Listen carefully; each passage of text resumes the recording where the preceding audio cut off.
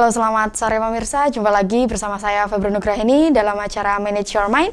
Mind is not everything, but everything come from your mind. So, manage your mind. Baik pemirsa, tentunya berbahagia sekali pada episode Manage Your Mind hari ini. Saya masih dapat menjumpai Anda di rumah dalam keadaan yang sehat dan juga berbahagia tentunya. Baik pemirsa, pada episode manajemen hari ini saya sudah kedatangan tamu yang luar biasa ya. Tamu ini adalah tamu yang kita tunggu-tunggu pemirsa, karena beliau adalah seorang yang luar biasa. Begitu nantinya beliau akan berbagi ilmu kita mengenai agama Konghucu ya. Jadi hari ini saya sudah berhasil mendatangkan narasumber dari agama Konghucu untuk nanti berbincang dengan saya seputar dengan bagaimana agama Konghucu, kemudian nanti apa-apa saja ajaran-ajaran dari agama Konghucu nanti kita akan bahas bersama. Jadi langsung saja saya perkenalkan narasumber kita pada malam hari ini dalam acara Manage Your Mind, yaitu bersama dengan Bapak Halim Tobing. Selamat malam Bapak. Selamat malam juga. Ya.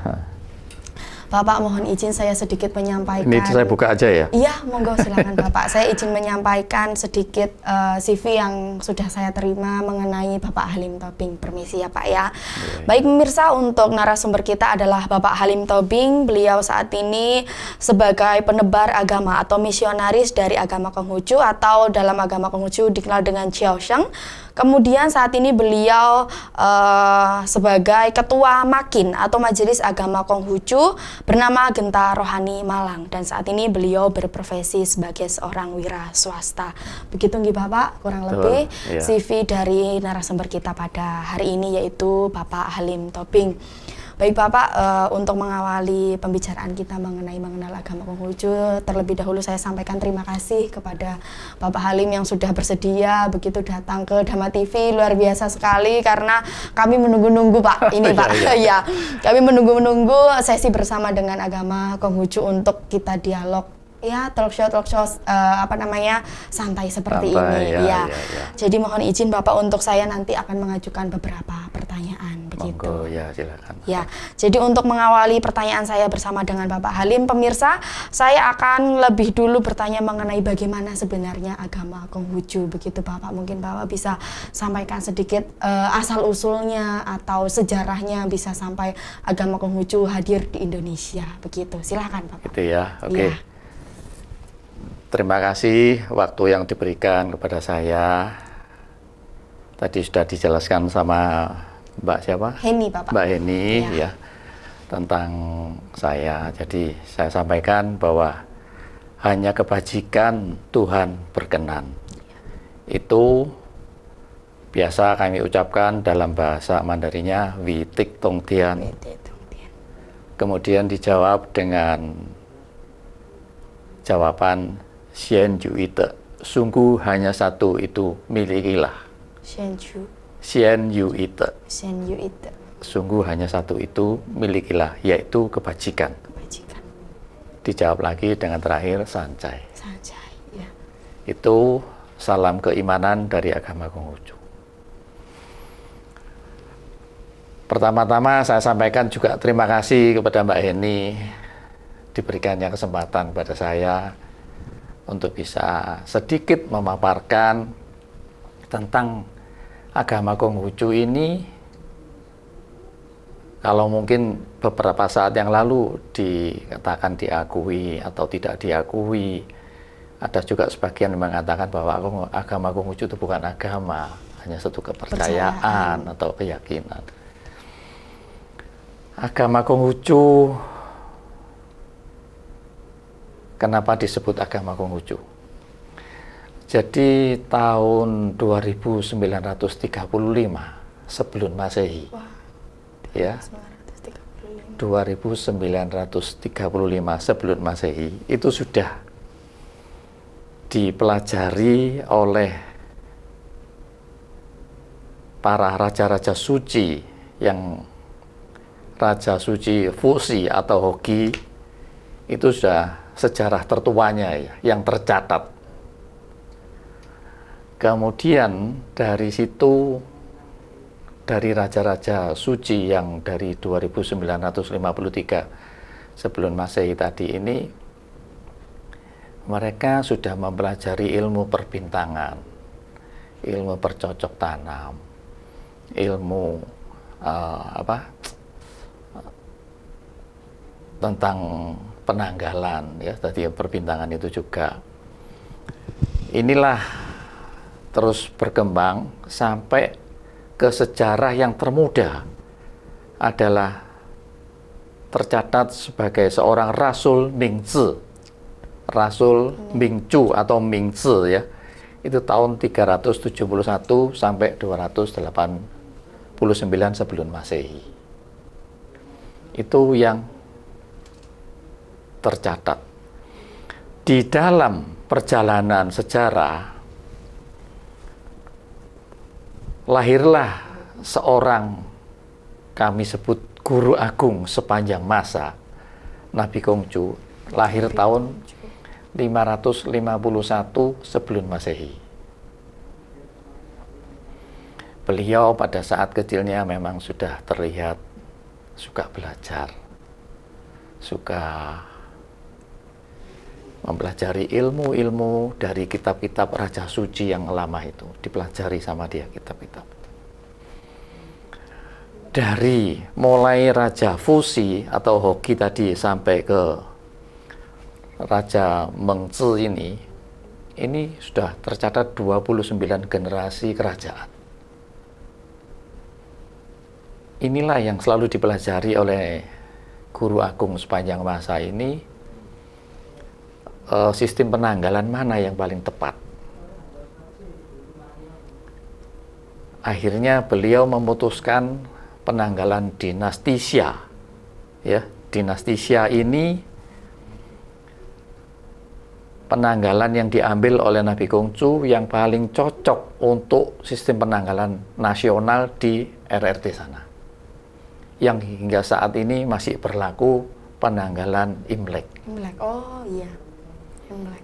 Jadi kalau kita bilang di tahun 2022 ini adalah kita merayakan Imlek 2573 dipotong 2022 itu adalah 551, itu adalah tahun kelahiran Nabi Kongcu. Oh iya. Ya. Diambillah selisih antara tahun Masehi dengan tahun kelahiran Nabi Kongcu ini menjadi 2573. Kenapa kok diambil Nabi Kongcu sebagai patokannya? Karena memang beliaulah yang mengembalikan ke penanggalan dinasti Xia yang mana hingga saat ini masih tetap berlaku. Begitu, iya. Agama Konghucu di Indonesia sebelum adanya Orde Baru itu sudah diakui. Sebelum ada Orde Baru? Ya. Jadi saya lupa tadi membawa, ya. Jadi KTP dari kakak ipar saya itu tahun 74 itu sudah ada agama Konghucu sudah ada. Kemudian ada Orde Baru dihapus, begitu Bapak? Iya, jadi kan memang pada waktu itu kebudayaan yang berbau RRT atau etnis Tionghoa kan tidak boleh. Iya. Jadi semuanya dihapuskan. Jadi agama Konghucu sendiri seperti apa riwayatnya ya panjang ya. Iya. Jadi Mbak, boleh saya langsung ceritakan ini? Iya boleh Bapak. Silakan. Boleh ya. Ya asal usulnya mungkin dari mana asalnya begitu. Jadi Nabi Agung Kongcu sendiri ini lahir di tahun 551 sampai 479 Masehi, sebelum Masehi itu beliaunya lahirnya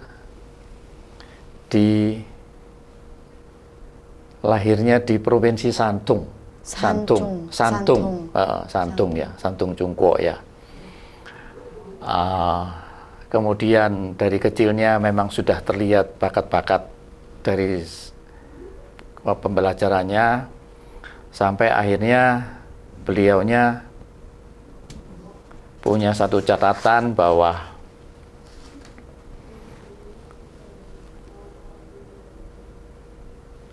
jadi kalau saya ulang, Nabi Kongcu ini dilahirkan di kota Kufu, ya, provinsi Santung. Ayahnya bernama Su Lianghe dan ibunya bernama Gantin Cai. Sejak kecil memang sudah terlihat juga belajar, umur 19 tahun sudah menikah. Dikaruniai 1 putra dan 2 putri. Oh iya. Kemudian umur 56 tahun beliau mulai berkelana untuk menyebarkan ajaran-ajarannya, ajaran sucinya ini. Yang mana dulunya, yang kalau tadi saya sebutkan bahwa 2953 ini ajaran Rujiao ini. Jadi kalau dulu itu sebut agama Rujiao. Sebelum diganti dengan nama Konghucu, ya, begitu, Bapak. Itu sudah ada ini. Rujiao. Jadi Nabi Konghucu sendiri itu menyatakan bahwa dirinya bukan pencipta. Dia adalah meneruskan ajaran-ajaran Rujiao ini, dia rangkum, dia kelola sedemikian rupa sehingga bisa mudah dipahami oleh masyarakat pada saat itu. Nah, pada umur 56 tahun beliau sudah mulai berkelana untuk mengajarkan ajaran Ru ini selama 13 tahun. 13 tahun begitu. Berarti dari sini bisa saya simpulkan bahwa Nabi ini adalah bukan pencipta, begitu ya Bapak ya. Melainkan hanya penebar kebaikan atau penebar ajaran, begitu ya Bapak ya, mungkin secara. Jadi karena gini, jadi Nabi ini begitu mempelajari kitab-kitab yang terdahulu, kemudian memang dia ini istilahnya oleh Dien atau kita sebut Tuhan ya, ini diberikan satu genta, mudu untuk bisa mencerahkan pemikiran dari orang-orang yang ada di seluruh dunia tanpa membedakan. Dan memangnya dia punya satu kelebihan yang tidak dipunyai oleh nabi-nabi yang terdahulu.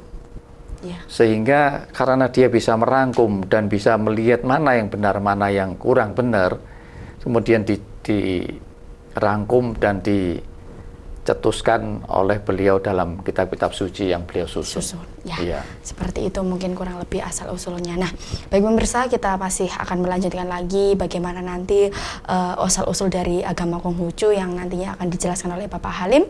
Untuk itu Anda jangan kemana-mana, kami akan kembali setelah jeda iklan berikut ini.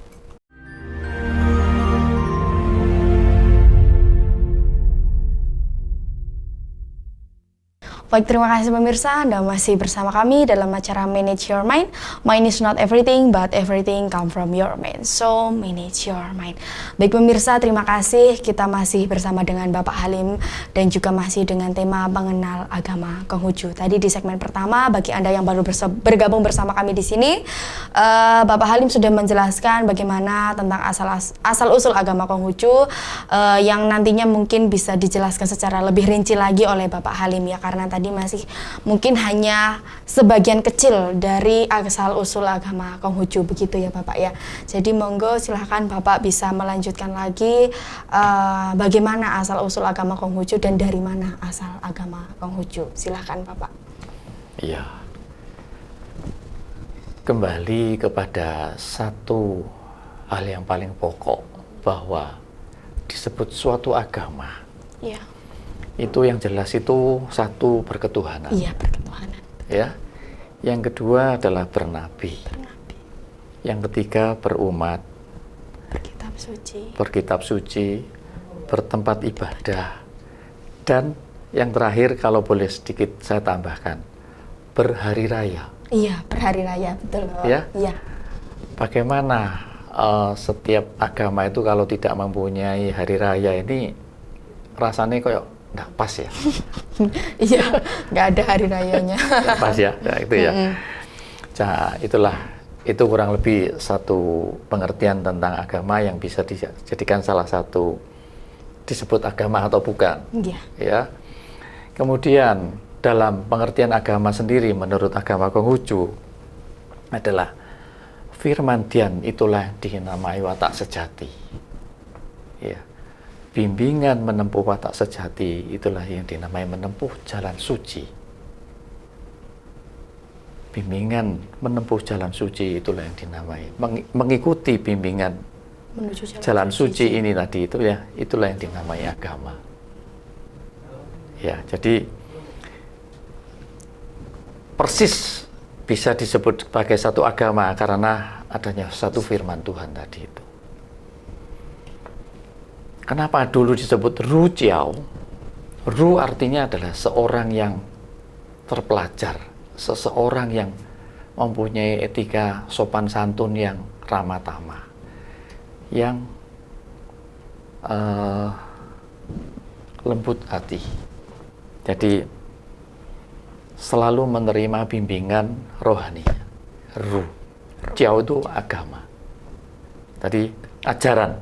Jadi ajaran yang selalu memberikan seseorang itu menjadi terpelajar, taat, ya, itu lemah lembut, ya itulah yang menjadikan sebagai seorang Konghucu itu sebut seorang Cuinzi, seorang yang susilawan. Ini tujuan dari agama Konghucu adalah membina, mendidik kader-kader dari setiap insan yang beragama Konghucu itu untuk selalu taat, untuk selalu rendah hati, sopan santun, ya, yang baik-baik seperti itulah. Seperti itu. Berarti dulunya itu namanya Ru Jiao. Ru Jiao, R-H-U. Ru Jiao. Ru Jiao. Kemudian mengapa kok bisa berganti nama menjadi Konghucu? Itu alasannya apa, Bapak? Kenapa kok menjadi agama Konghucu? Iya. Karena ya kita yang mencetuskan, kita dari umat Konghucu meyakini bahwa Nabi Konghucu adalah seseorang yang memang diutus oleh Tien untuk menjadi seorang genta rohani, sebagai satu orang yang betul-betul bisa menjadi panutan. Karena beliau lah, sebetulnya memang masih banyak raja-raja suci yang terdahulu sebelum Nabi Konghucu itu mungkin tidak terlalu merangkum semuanya ya. Iya. Lah, karena Nabi Konghucu ini mempunyai nilai-nilai lebih pada saat itu, maka itu kita mengambil Nabi Konghucu, kita sebutnya Nabi Konghucu, tapi nama aslinya adalah Kung Fuzi. Ya, jadi ya kita mengambil agama Konghucu. Oh, dari nama itu tadi. Konghucu. Jadi ya, Konghucu begitu. Berarti ini adalah salah satu nama nabi di dalam agama Ru Jiao dulunya begitu ya Bapak ya. Yang kemudian ada salah satu nabi yang namanya yang tadi Bapak sebutkan, saya kesulitan. Konghucu. Kemudian diganti menjadi Konghucu. Itu seperti ya, itu. Ya. Kemudian yang ingin saya tanyakan selanjutnya, asal utama dari agama Konghucu berarti dari Tionghoa ya Bapak? Dari Tiongkok? Dari Chungkok sana, betul. Tiongkok berarti ya, China berarti ya. Ya. Oke, nah kemudian kalau boleh saya tanya juga Bapak, kapan agama Konghucu mulai masuk ke Indonesia? Karena tadi Bapak sempat singgung mengenai sebelum Orde Baru, bahkan sudah sempat diakui, tapi karena adanya Orde Baru, entah apa yang mempengaruhi saya juga tidak tahu, sehingga tidak diakui lagi begitu. Agama Konghucu masuk ke bumi Nusantara. Iya. Ya, itu bersamaan dengan para transmigran yang dari RRT sana yang transmigrasi ke wilayah Nusantara ini, ya. Mereka di sana ini pada awalnya adalah umumnya itu para pedagang. Kemudian mereka ini pada saat sore hari kumpul-kumpul, kongko-kongko, mereka dari hasil pertemuan ini mereka mendirikan satu namanya Miao atau Kung Miao, yang kita sebut dengan sekarang ini kelenteng. Oh, didirikan oleh para pedagang itu ya Pak? Ya, bahkan mungkin juga oleh istilahnya, mungkin pada saat-saat kelenteng ini kan seperti kelenteng Malang ini. Iya. Berdiri menurut sejarah itu pada tahun 1825. Yang kelenteng Malang di Pasar Besar? Iya. Oh, 1825. Sudah satu. Ya, sudah ini hampir dua abad sebentar lagi. Iya. Lah ini dari situlah para warga Tionghoa ini berkumpul, mereka mendirikan miao-miao, istilahnya kelenteng-kelenteng atau mbiu, ya. Jadi kelenteng itu bisa disebut miao, bisa disebut mbiu. Mereka datang ke sini, mereka mendirikan. Tidak hanya di Kelenteng Malang, di Tuban, banyak di kota-kota lain. Ini mungkin juga kalau mungkin ada Kaisar Chenghu mungkin ya, iya, pernah dengar ya. Chenghu betul. Nah itu juga mereka mendirikan masjid seperti kelenteng. Kelenteng, iya. Iya. Iya betul, saya pernah lihat itu Pak. Nah itulah, jadi maka itu mereka mendirikan kelenteng-kelenteng ini sebagai tempat ibadah dari agama Konghucu. Begitu. Gitu. Jadi asal-usulnya para pedagang dari RRT datang ke Indonesia, begitu mendirikan kelenteng-kelenteng entah itu dimanapun yang ada di negara Indonesia, barulah kemudian agama Konghucu ini mulai menyebar di Indonesia, begitu ya Bapak. Dan kalau boleh tahu Pak, kenapa sebelum Orde Baru kan diakui? Nah setelah Orde Baru kenapa kok ada yang mengatakan belum diakui seperti itu? Apa salah satu faktornya Bapak? Ya, karena mungkin gini, Pak, faktor politis itu juga pasti ada. Iya, sepertinya seperti itu. Ya. Ya. Jadi faktor politis yang saya sebutkan tadi, bahwa segala kebudayaan yang berbau etnis Tionghoa tidak boleh. Kemudian kita tidak pungkiri juga bahwa di RRT sendiri, di dalam kelenteng itu juga ada satu agama yang disebut agama Buddha. Iya. Betul. Kemudian juga ada agama, kalau mungkin tapi di Indonesia belum diakui, Tao. Tao. Iya. Ya, jadi ada di kelenteng ini ada 3 ajaran, Taoisme, Konfusianisme, sama Buddhisme. Dalam hal ini pada saat itu tidak boleh. Jadi banyak sekali kelenteng-kelenteng ini istilahnya kalau daripada tidak boleh, mungkin disebut istilah lain dengan menjadi sebut istilah wihara. Supaya tidak hilang. Begitu Supaya ya, tidak hilang. Sebenarnya umat Konghucu sendiri juga merasa terima kasih terhadap umat Buddha yang telah dalam kurun pengertian tanda petik menyelamatkan ya. Ya itulah sedikit sejarah faktor politis sehingga setelah Gus Dur lengser jadi presiden, mungkin beliaunya juga telah melihat sejarah ya, jadi sejarah-sejarah yang lalu bahwa tahun baru Imlek ini adalah tahun barunya umat Konghucu. Betul. Ya, pada saat itu tidak boleh. Nah ini maka itu tadi saya sebutkan, agama ini mempunyai satu syarat itu berhari raya. Lah ini kadang-kadang orang itu menilai Imlek ini sebagai satu tradisi. Tradisi, betul. Saya juga awalnya seperti itu gitu mengiranya, ya. Pak. Iya. Padahal itu adalah hari raya umat Konghucu gitu loh. Yang kemudian mungkin jadinya kayak setiap umat yang ada keturunan Tionghoanya merayakan begitu ya Bapak ya? Iya, maka itu. Jadi memang kalau di Chungkok sana pada saat mulai musim semi ini adalah mereka berpuji syukur kepada Tien untuk menyatakan bersyukur dan mohon untuk di tahun yang akan datang ini supaya rezekinya bisa lebih berlimpah gitu. Jadi kurang lebih seperti itu mengenai kehadiran agama Konghucu di Indonesia, begitu ya Bapak ya. Nah, baik pemirsa, kita nanti masih akan melanjutkan lagi pembahasan kita mengenai mengenal agama Konghucu. Untuk itu Anda jangan kemana-mana, kami masih akan kembali setelah jeda iklan berikut ini.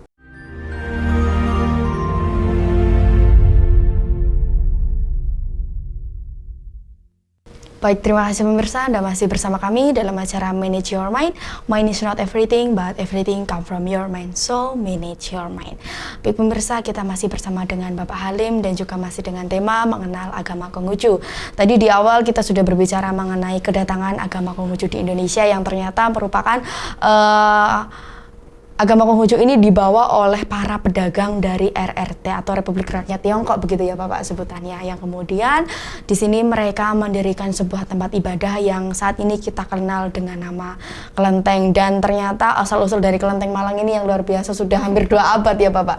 Iya. Saya baru tahu ini dari pembahasan kita hari ini bahwa ternyata Kelenteng Malang usianya sudah sangat tua tapi masih bisa berdiri kokoh seperti itu, luar biasa. Nah, baik Bapak Halim, untuk pertanyaan saya selanjutnya adalah apakah isi pokok dari ajaran agama Konghucu? Karena tentunya setiap agama kan memiliki ajaran-ajaran pokoknya. Jika di agama Konghucu, bagaimana tentang ajaran pokoknya seperti itu? Ya, Jadi perlu saya sampaikan pada pemirsa, seluruh pemirsa, bahwa kita di rumah, terutama khususnya warga Tionghoa, itu ada yang namanya Jiating Jiaoyi. Itu Jiating ini rumah tangga, Jiaoyi ini pengajaran. Jadi setiap hari kita ini dalam kehidupan berumah tangga ini sudah menerapkan ajaran-ajaran dari agama Konghucu ini. Ya. Jadi ini penerapan dalam kehidupan sehari-harinya. Tentang inti sari dari agama Konghucu disebut sebagai suatu agama mesti harus punya satu keimanan yang kuat terhadap Tuhan Yang Maha Esa. Ya. Satu keimanan yang paling pokok, yang paling kuat harus ada kepada Dian ini adalah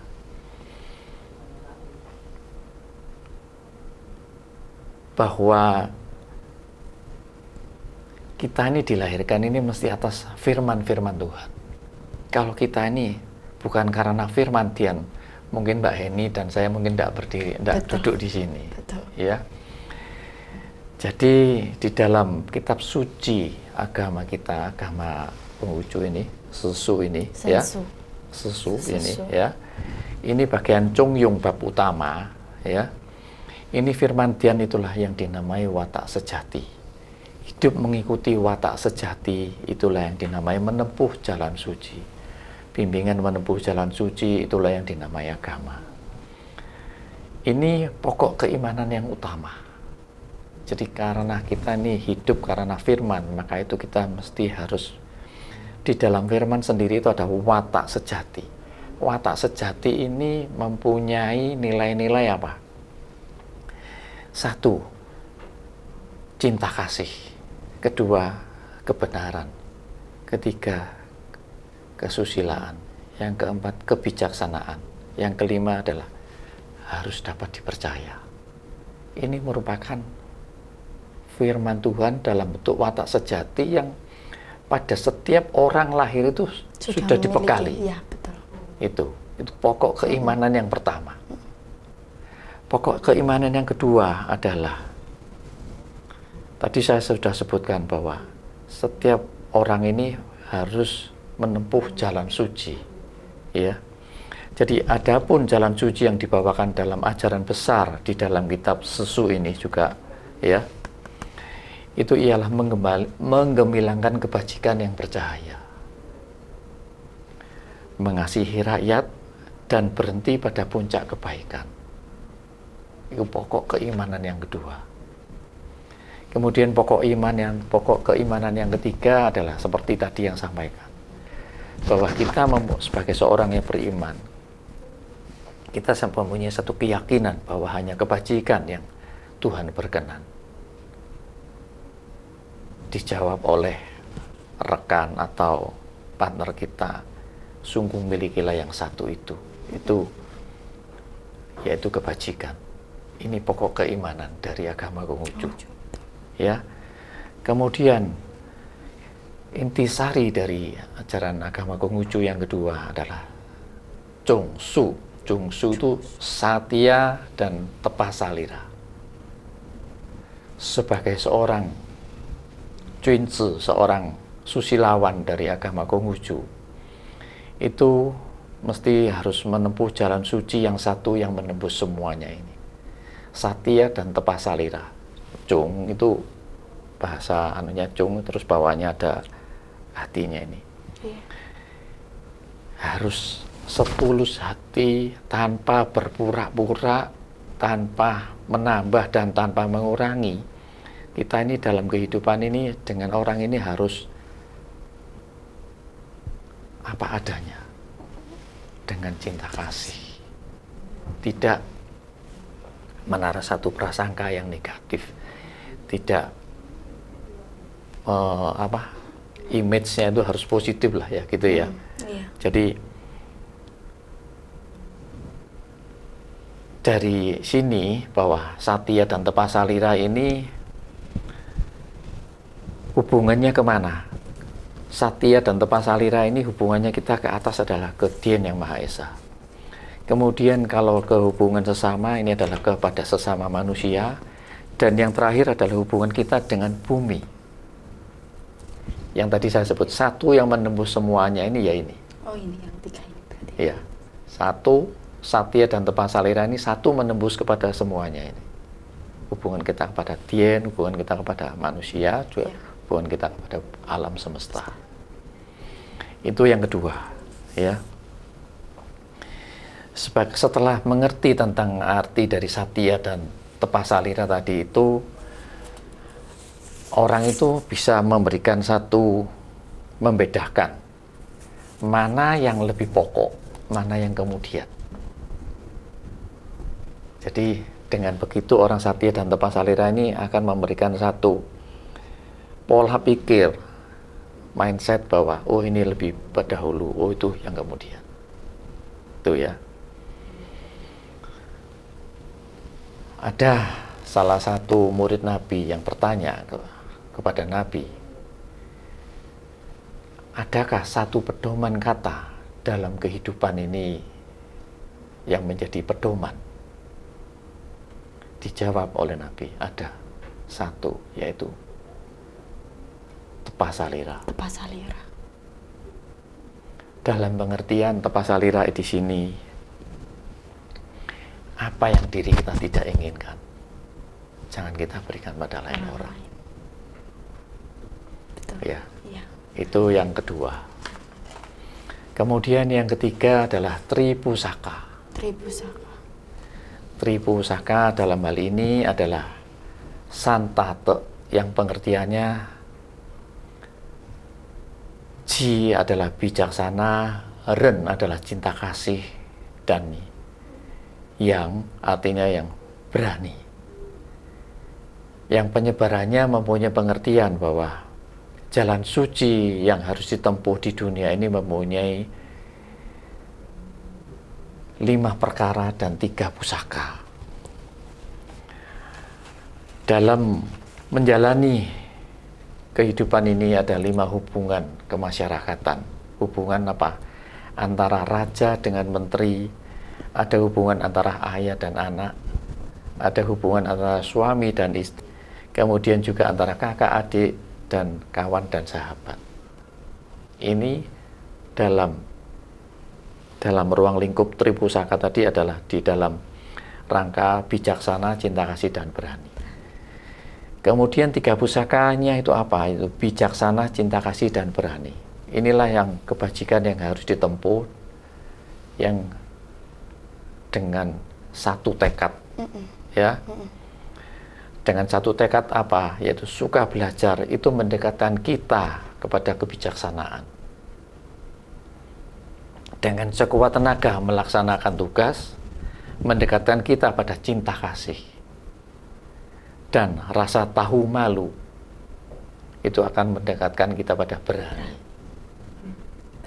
Betul, berarti untuk isi pokoknya ada 3 ya Bapak ya?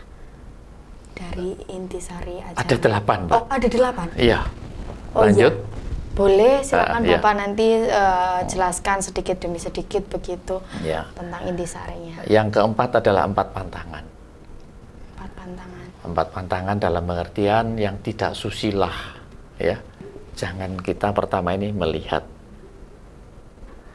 Tidak susila jangan didengar. Yang tidak susila jangan diucapkan. Dan yang terakhir jangan dilakukan. Ini pokok-pokok intisari dari yang keempat. Kemudian 5 kebajikan, yaitu Ren I Li Zixin tadi itu yang merupakan dari watak sejati manusia. Ren, cinta kasih. I, cinta kasih, kebenaran. Terus Li ini kesusilaan, Se ini kebijaksanaan, Sin ini dapat dipercaya. Ada 5. Ya. Kemudian yang pokok ajaran yang keenam adalah 5 laku rendah hati. 5 laku rendah hati. Rendah hati dalam hari ini adalah sebagai seseorang itu yang tadi saya sebutkan, sebagai seorang jinsu harus ramah tamah, harus baik hati, harus saling hormat. Hormat ini tidak hanya saya dengan Mbak Eni selalu orang luar aja hormat. Kita dengan istri atau dengan pembantu atau dengan siapapun. Kita ini kalau tidak didasari oleh rasa hormat, itu pun akan membawakan satu malapetaka. Betul. Iya. Kemudian berpola hiduplah yang sederhana. Tidak usah berlebih-lebihan. Ya, kemudian yang 5 laku rendah hati tadi, yang terakhir adalah suka mengalah. Berarti sudah sampai ke yang ke-6. Ya. Mohon maaf saya jeda terlebih dahulu ya Bapak ya. Berarti kita sampai yang ke-6 pemirsa dari 8 isi pokok di dalam ajaran agama Konghucu. Jadi masih ada 2 lagi yang Bapak Halim belum sampaikan. Untuk itu kami nanti masih akan kembali. Anda jangan kemana-mana. Kami akan kembali setelah jeda iklan berikut ini.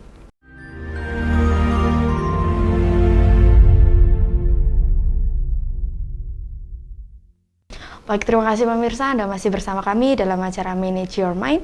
Mind is not everything, but everything come from your mind. So, manage your mind. Baik pemirsa, kita masih dengan Bapak Halim. Luar biasa sekali pembahasan kita pada episode Manage Your Mind malam hari ini pemirsa. Hal-hal yang sebelumnya kita tidak tahu, hal-hal sebelumnya yang mungkin kita masih terdengar sangat awam, malam hari ini kita temukan jawabannya, khususnya untuk saya Pak Halim. Jadi, saya adalah seorang yang masih awam dengan agama Konghucu. Dengan ini saya jadi banyak belajar. Terima kasih banyak Pak Halim, saya belajar secara gratis di sini mengenai ajaran-ajaran dari agama Konghucu yang ternyata luar biasa. Ada 8 intisari ajaran dari agama Konghucu yang tadi Bapak sempat sampaikan, masih 6 ya Bapak ya. Jadi masih ada 2 lagi pemirsa, marilah kita simak lagi tentang 2 ajaran dari 8 ajaran yang ada di dalam agama Konghucu. Silakan Bapak. Ya, kita sambung lagi bahwa untuk intisari dari agama Konghucu, yang ke-7 adalah 8 kebajikan. Ya, jadi kalau bahasa Hokkiannya saya sebutkan Hao Te Tiong Sin Le Ki Liam Ji. Ini Xiao Ti Zhong Sin Li Yi Lian Ji, ya. Jadi ini setiap orang ini akan melakukan 8 kebajikan. Semua orang, ya.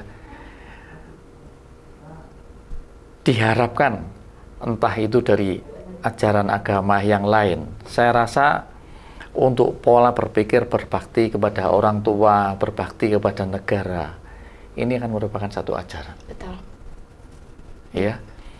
Terus siapapun juga tidak menginginkan anaknya ini menjadi congkak, menjadi sombong, mesti harus rendah hati. Satya Cung. Jadi apa yang telah diucapkan ini harus betul-betul dipertanggungjawabkan. Cung ini terus jadi satu kotak ini, terus mulutnya ditutup ini, bawahnya ada tulisan sing ini. Jadi pembicaraan ini harus sesuai dengan hati nuraninya. Ya. Kemudian dalam kehidupan sehari-hari kita ini harus dapat dipercaya.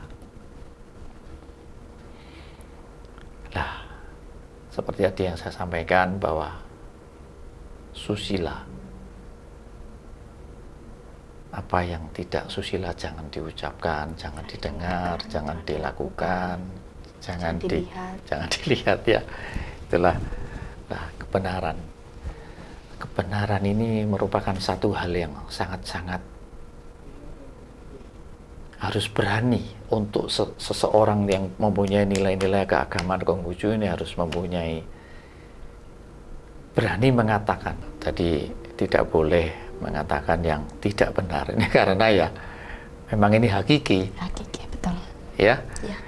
Jadi suci hati, jadi orang itu kalau tanpa dilandasi dengan satu ketulusan, suci hati yang tulus, sembahyang saja.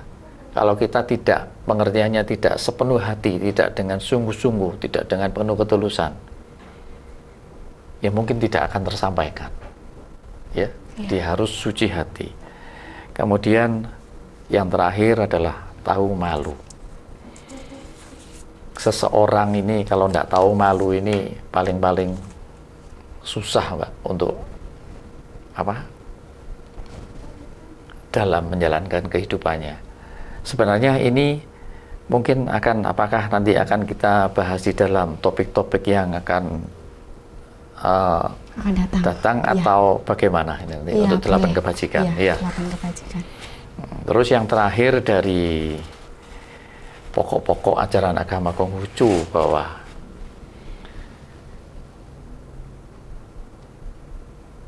dengan berkembangnya zaman saat sekarang ini, Mbak, ya, orang itu mungkin akan lebih sulit untuk membaca buku. Tetapi bagaimanakah seseorang ini akan betul-betul mengetahui nilai sejarah kalau tanpa melihat buku? Ya, jadi mungkin kalau sekarang ada video, atau ada yang lain-lain, itu memudahkan, tetapi sejarah yang paling benar adalah kita mempelajari dari buku. Lah, buku-buku agama Konghucu yang tadi saya sebutkan mulai dari tahun 2953 sebelum Masehi, itu yang tertua, yang tercatat sampai pada zamannya Nabi Mengzi 371 atau 377 tadi. Ini kalau seseorang yang dalam pengertian benar-benar ingin tahu, dan diwajibkan untuk pelajari. Sorry kalau mungkin saya pernah lihat, entah ini benar entah tidaknya, saya lihat di videonya Xi Jinping yang sekarang ini memeriksa di Tiongkok ini. Xi Jinping. Presiden di RRT. Yang di RRT sekarang ini. Yeah. Beliau pada saat sebelum menjabat sebagai seorang kepala negara, beliau ini membaca dari kitab-kitab suci dari agama, salah satu agama Konghucu ini, yang namanya Luan Yi atau Sabda Suci. Ya, jadi diwajibkan untuk mengerti dan mau mempelajari buku-buku agama Konghucu. Adapun kitab suci dari agama Konghucu adalah yang pokok, kitab saat pertama yang mendasari adalah kitab Sesu yang ini, ya. Kemudian ada lagi Ujing, itu merupakan kitab yang mendasari. Tapi sorry, saya bahas di sini. Kitab Sesu ini berisi tasyik, ajaran besar yang berisi pembinaan diri. Ya, di sini ada tasyik. Kemudian Chongyung adalah kitab tengah sempurna yang mengajarkan tentang keimanan. Jadi terus yang ketiga adalah Lun Yi, kitab Sabda Suci, itu antara percakapan antara Nabi dengan murid-muridnya yang tadi saya sebut dibaca oleh Presiden Xi Jinping. Xi Jinping, ya. Ya. Berarti ada 3 ya, Pak. Kemudian Mengzi adalah Pak. Kitab uraian ajaran Nabi Konghucu, itu ada di sini. Di sini juga. Ya. Kemudian kitab Ujing, kitab yang mendasari, yaitu kitab Sijing, kitab Sanja atau kitab Kuncup Bunga yang tertua tahun 1766 sampai 1122 sebelum Masehi. Itu yang tertua. Yang termudanya 606 sampai 586 sebelum Masehi. Kemudian kitab Hikayat atau kitab sejarah suci namanya Sujing. Kemudian kitab peradaban atau kitab kejadian perubahan alam semesta yang kita sebut I Ching. Jadi di dalam kitab I Ching ini, Mbak, kitab yang merupakan kitab kejadian alam semesta ini, kita akan bisa tahu di situ bagaimana peradaban seseorang ini kalau dia dilahirkan, tanggal, bulan, tahunnya ini sudah jelas, jamnya jelas. Di situ nanti akan ketahuan bahwa garis hidupnya orang itu seperti apa. Ya. Ya. Itu ada di dalam kitab I I Ching. Ching. Jadi kurang lebih total kitabnya ada berapa, Bapak? 9 atau?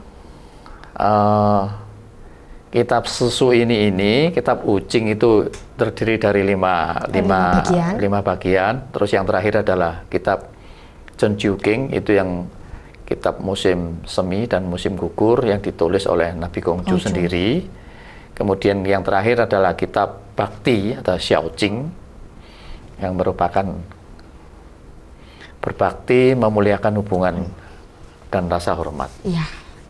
Jadi itu adalah kurang lebih dari inti sari ajaran agama Konghucu yang tadi Pak Halim sampaikan dengan begitu jelas ya, sampai kepada kitab-kitab sucinya sudah Bapak Halim sampaikan. Jadi kurang lebih itu adalah 8 inti dari ajaran agama Konghucu yang nantinya mungkin para pemirsa yang masih penasaran bisa membaca di berbagai literatur begitu ya Bapak ya. Boleh, kalau misalnya perlu nanti kita juga bisa menyediakan. Ya, jadi silakan bagi para pemirsa yang ingin membaca ya, dipersilahkan. Tidak apa-apa ya Bapak kalau cuma hanya untuk membaca begitu. Jadi baik pemirsa silakan untuk dibaca. Nah, baik Pak Halim, ternyata waktu kita sangat terbatas untuk dialog kita pada hari ini mengenai mengenal agama Konghucu. Mungkin waktunya yang terbatas atau kita yang terlalu ini ya Bapak ya, saya yang terlalu asik mendengarkan dan memang luar biasa sekali di sini sebagai tempat kita untuk bisa berdiskusi tentang ajaran-ajaran agama yang ada di Indonesia, begitu Bapak. Iya. Baik Bapak, saya juga mengucapkan terima kasih kembali kepada Pak Halim yang sudah bersedia datang ke Dhamma TV begitu di tengah-tengah waktunya yang mungkin ada kesibukan pada hari ini, dan semoga apa yang tadi Pak Halim sampaikan kepada saya dan juga kepada pemirsa Dhamma TV di rumah bisa bermanfaat begitu. Nah, baik pemirsa, tidak terasa sudah 1 jam saya menemani Anda di rumah dalam acara Manage Your Mind. Kini tiba waktunya saya bersama dengan Pak Halim selaku narasumber dan juga pemirsa Dhamma TV pada hari ini kita bisa undur diri dari hadapan Anda, dan jangan lupa tetap saksikan Manage Your Mind setiap hari Selasa pukul 7 malam hanya di Dhamma TV. Akhir kata dari saya, selamat malam dan sampai jumpa. Bitik Tong Tian.